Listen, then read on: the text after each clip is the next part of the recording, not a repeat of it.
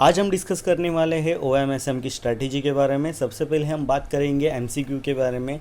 तो आपको मैं बता दूं 8 से लेके 9 MCQ आते हैं, ठीक है। और SM में 6 से लेके 7 तक MCQ आ ही जाते हैं, तो अच्छा खासा SM वेटेज रखता है MCQ के मामले में।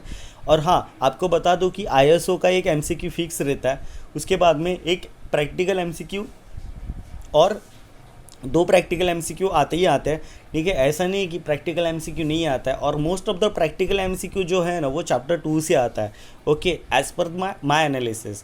उसके बाद में हम मूव फॉरवर्ड टू द बड़े क्वेश्चंस में जाते हैं। तो क्वेश्चन नंबर 2 में आपको पूरा थियरी दिखेगा, पूरा का पूरा थियरी दिखेगा। उसमें भी आपको चैप्टर 1 जो है ना वो मोस्टली 90% चैप्टर 1 से ही थियरी आता है, ऐसा कुछ नहीं है। बट हाँ, चांसेस है कि चैप्टर 2 से भी थियरी आ सकता है, ओके। उसके बाद में चैप्टर 3 में से कंफर्म 100% मैं बता रहा हूँ आपको कि थियरी आएगा ही आएगा।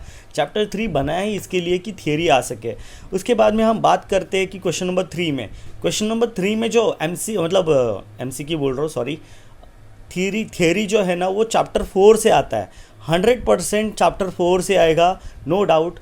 2 अटेम्प्ट से चैप्टर 4 से ही आ रहा है। बट ये देखा गया है कि मॉडल क्वेश्चन पेपर पे क्या है ना कि चैप्टर 7 से एक बार आ चुका है, तो मैं बोल नहीं सकता कि 100% आएगा। बट हाँ, ऐसा लगता तो है कि भाई चैप्टर 4 से ही आने के चांसेस ज़्यादा है, ठीक है। तो थियरी जो है वो चैप्टर 4 की करके जाना, अच्छे से जाना, ठीक है, जिससे कि आप ये क्वेश्चन नंबर 3 अटेम्प्ट कर पाओ और क्वेश्चन नंबर 2 को आप स्किप कर पाओ, ठीक है। उसके बाद में चैप्टर 2 में से डिमांड फोरकास्टिंग में से कंफर्म 100% क्वेश्चन आएगा, ये आएगा ही आएगा। ये पिछले अटेम्प्ट में भी आता था, 2016 के सिलेबस में भी आता था, 2022 के सिलेबस में भी आ रहा है। तो आपको क्या करना है, PYQ करना है। इसके क्या करना है, PYQ करके जाना है, तो आपके 7 आउट ऑफ 7 मार्क्स यहाँ पे कंफर्म हो जाएंगे। और ये चैप्टर 4 की थियरी जो है ना, चैप्टर 4 की थियरी ये तो आप करके ही जाने वाले हो।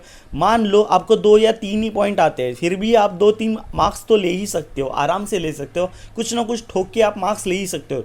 तो आपके आराम से 14 में से 10 नहीं तो 11 मार्क्स तो इधर ही हो जाएंगे कंफर्म। उसके बाद में हम आते हैं कि क्वेश्चन नंबर 4 में। क्वेश्चन नंबर 4 पूरा प्रैक्टिकल है। Question number 4 and question number 5, these both questions are the practical questions, okay. Question number 4 जो है वो पूरा चैप्टर 4 पे डिपेंड है, पूरा चैप्टर 4 है। पूरा चैप्टर 4 का आपको दिखेगा कि प्रैक्टिकल है, जैसे कि LLP, assignment, simulation, transportation, queuing model, ये सब कुछ है, ठीक है।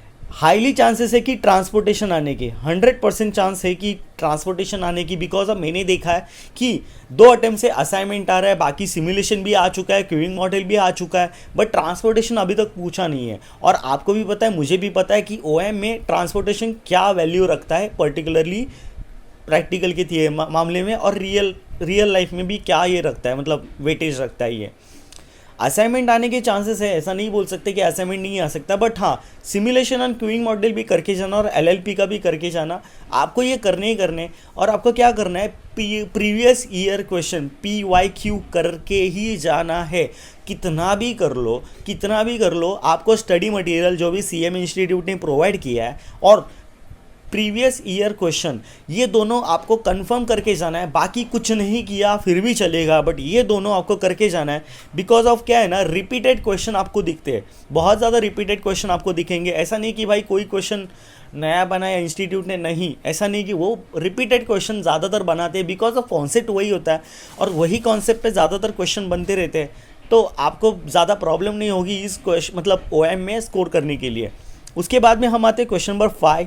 क्वेश्चन नंबर 5 में देखा गया कि ये चार्ट वाला क्वेश्चन पूछा जाता है, ठीक है, जो कि नहीं कि डिसीजन ट्री जैसा एक चार्ट बनाना होता है, तो वो चार्ट वाला एक क्वेश्चन पूछा जाता है। और रिपेयर एंड मेंटेनेंस नहीं तो स्पेयर मैनेजमेंट का क्वेश्चन पूछा जाता है।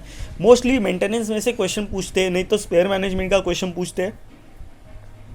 दोनों में से एक में से क्वेश्चन पूछेगा, chapter number 7 I think so, इसका चैप्टर नंबर 6 या 7 है कुछ, तो आप देख लेना ये कौन सा वाला चैप्टर है। तो इसमें से क्वेश्चन पूछते हैं, 6 एंड 7 में से चैप्टर में से क्वेश्चन पूछा जाता है, ठीक है। तो आपको ये प्रैक्टिकल करना है। आपको क्या क्या अटेंड करना है वो पहले बता दूँ। OM में आपको question number 3, question number 4, question number 5, ये 3 क्वेश्चन आपको अटेम्प्ट करने ही करने हैं, नो डाउट। आप कितना भी कर लो, ये 3 क्वेश्चन आपको करने ही करने। Without this question you can not qualified for the OM, okay. 40 marks लाना थोड़ा बहुत मुश्किल है थियरी में, तो आप प्रैक्टिकल में तो आप इजीली 40 मार्क्स ला सकते हो इजीली, आप 50-60 प्लस जा सकते हो इसकी वजह से।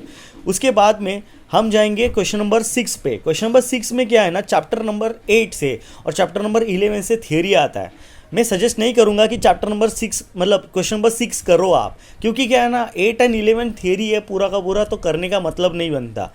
और चैप्टर नंबर क्वेश्चन नंबर 7 में चैप्टर नंबर 9 और चैप्टर नंबर 9 ये दोनों में से थियरी आता है। चैप्टर 9 से ही दोनों थियरी आता है और चैप्टर 10 से क्वेश्चन नंबर 8 का थियरी आता है।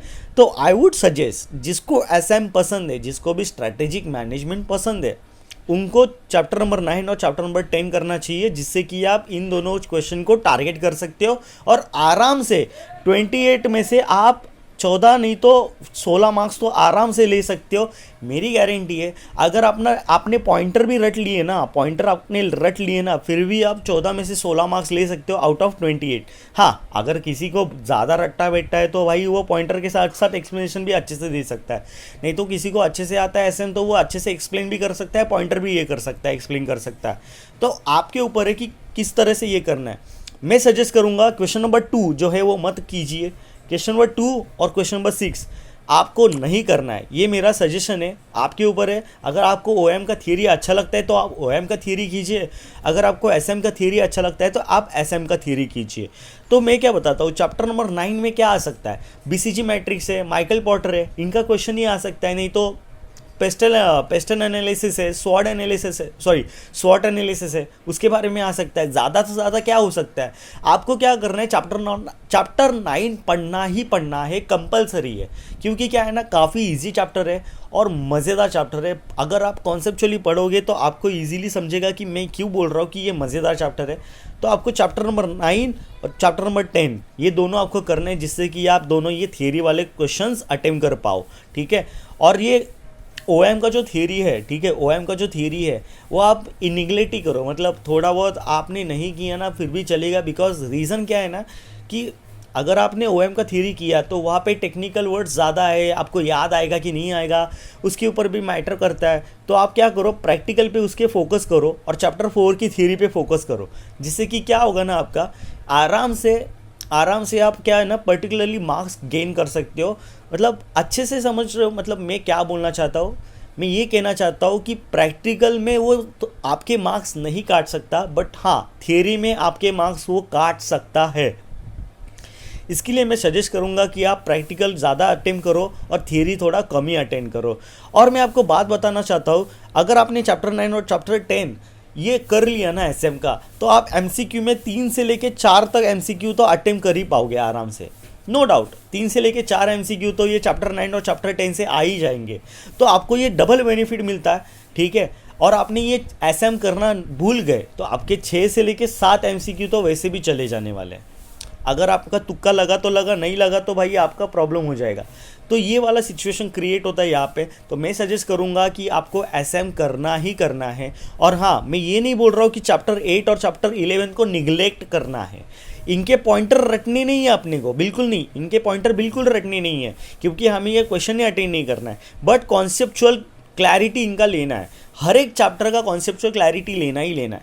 और ओएम का एमसीक्यू देखा जाए ना तो हर एक चैप्टर से एक एमसीक्यू आता है, मतलब 8 एमसीक्यू आने वाले हैं ना, 8 एमसीक्यू आने वाले हैं, तो हर एक चैप्टर से एक एक एमसीक्यू आता ही आता है। तो आपको कोई चॉइस ही नहीं रहता कि आप एमसीक्यू निगलेक्ट करो, नहीं तो कोई तो चैप्टर छोड़ के चले जाओ। अगर आप सोच रहे हो कि चैप्टर 3 जो है ओएम का मैं छोड़ देता हूँ या फिर बिल्कुल नहीं करूँगा, तो आपको एमसीक्यू में 2 मार्क्स का उधर लॉस हो जाएगा। तो मैं सजेस्ट करूँगा कि आपको पूरा एसएम और ओएम कॉन्सेप्चुअली पढ़ना है, अच्छे से पढ़ना है, एटलीस्ट देख के तो जाओ, एटलीस्ट देख के जाओ। बाकी कुछ कर रहे हो नहीं कर रहे हो कोई प्रॉब्लम नहीं, बट देख के जाओ, पूरा बुक देख के जाओ, प्रीवियस ईयर के एमसीक्यूज़ करो, जिससे कि आपको हेल्प मिलेगा, तो प्रॉब्लम नहीं होगा, ठीक है। बस इतना ही मेरा स्ट्रेटेजी है और बाकी कुछ नहीं। और मैं कॉर्पोरेट अकाउंटिंग का स्ट्रेटेजी जल्दी लेके आऊँगा, और टैक्सेशन का पेपर कैसे अटेम्प्ट करना है या फिर टैक्सेशन का पेपर का प्रेजेंटेशन कैसे करना है उसके ऊपर भी एक वीडियो लाऊंगा, जल्दी लाऊंगा। I hope this helps you. Tata, bye bye.